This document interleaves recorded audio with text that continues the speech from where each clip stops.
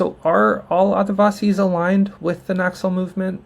Adivasi Maoist leader Madhvi Hindma was recently murdered by the state, and the Adivasi masses came out in droves for his funeral.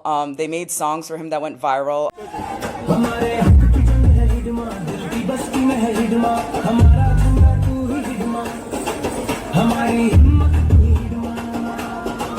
The central point here is not that the Naxals are agitating the Adivasis. Rather, the Adivasis are resisting by every means necessary and every means available to them. And the Naxals who are amongst them, who are integrated with them, who are part of them, are helping organize that resistance, helping direct that existence, and helping that resistance be effective.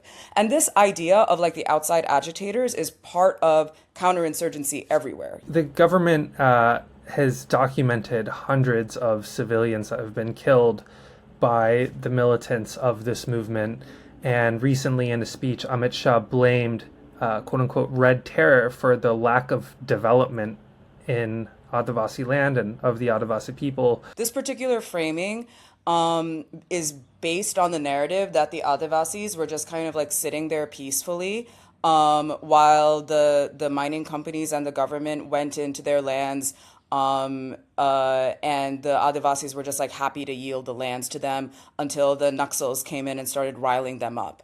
But that's actually not true. The Naxal movement and the Maoist movement has been deeply integrated into the Adivasis for several decades. They are one and the same. The people organize for themselves when the government cannot. So this happened through the formation of what were called the Janatana Sarkars, which were an attempt to help people build for themselves what the government was not providing them. To help build, schools, infrastructure, literacy programs, and also to help, counter like patriarchy and other feudal practices that existed in the area.